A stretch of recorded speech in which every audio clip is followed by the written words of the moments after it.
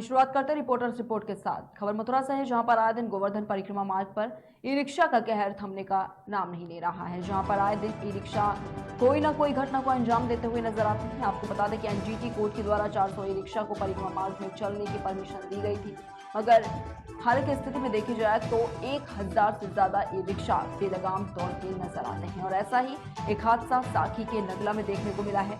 E rickshaw चालक की लापरवाही ने एक बच्चे को अपनी चपेट में ले लिया है, जिसके चलते बच्चा गंभीर रूप से घायल हो गया है। स्थानीय नागरिकों के द्वारा ई रिक्शा चालक को मौके पर पकड़ लिया गया। ये क्या मामला हुआ है? ये अभी यहाँ परिक्रमा मार्ग में गाँव है नगला साही, यहाँ पे एक्सीडेंट हुआ है ई रिक्शा से। ये बच्चा गाँव का ही है। इस बच्चे का नाम प्रशांत है, पिताजी का नाम विनोद है जी। नगला साही के रहने वाले हैं जी। तो कितनी चोट आई है बच्चे का? जी।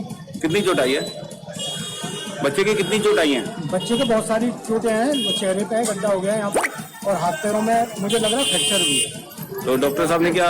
डॉक्टर साहब ने अभी ये बोला है कि ऐसे मथुरा तुरंत ले जाओ तो ये कवर हो पाएगा, नहीं तो असंभव भी बता रहे हैं।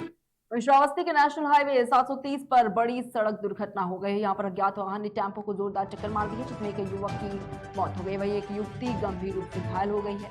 घायल युवती को जिला अस्पताल के लिए रेफर किया गया है। मौके पर पहुंची पुलिस ने शव को कब्जे में लेकर पोस्टमार्टम के लिए भेज दिया है। वहीं पूरी घटना श्रावस्ती मालडन थाना क्षेत्र की बताई जा रही है।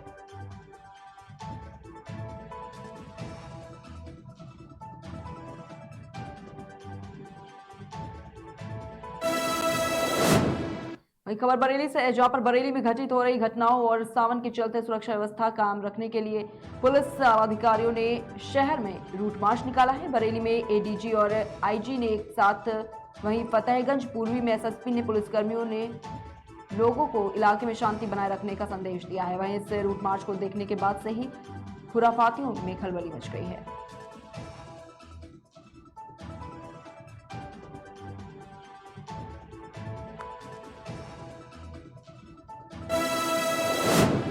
वही खबर उत्तराखंड के काशीपुर से है, जहां पर केंद्र सरकार के द्वारा घोषित जीएसटी के बाद से व्यापारियों ने सर्वे के नाम पर व्यापारियों के उत्पीड़न के खिलाफ प्रांतीय उद्योग व्यापार मंडल ने पूरे प्रदेश में विरोध शुरू कर दिया है। और इसी को लेकर प्रांतीय उद्योग व्यापार पदाधिकारियों ने पत्रकार वार्ता कर ये बताया है कि 5% खाने पीने की वस्तुओं पर लगे टैक्स का अब पुरजोर विरोध किया जाएगा।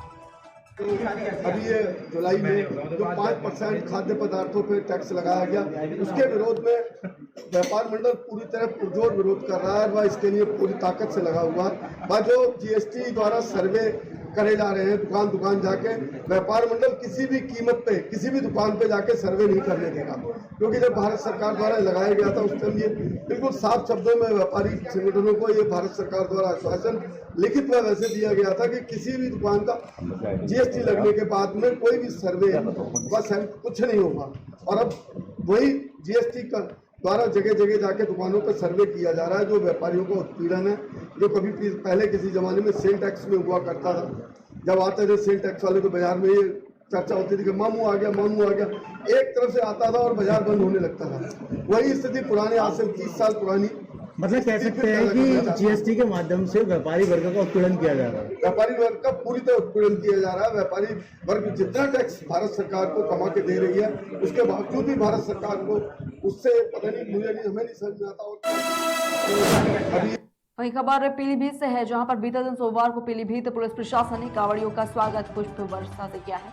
बताना चाहेंगे आपको कि जनपद पीलीभीत के शाही चौकी पर कांवड़ियों और पुलिस में डीजे वाहन को लेकर कुछ कहासुनी हो गई थी, जिस पर कुछ कांवड़ियों ने इसकी शिकायत हिंदू जागरण मंच के जिलाध्यक्ष से की, जिसका सोशल मीडिया के माध्यम से इसका विरोध किया गया, जिसके बाद पुलिस ने दोनों तरफ का विवाद भूलते हुए इस तरह से कांवड़ियों का स्वागत किया।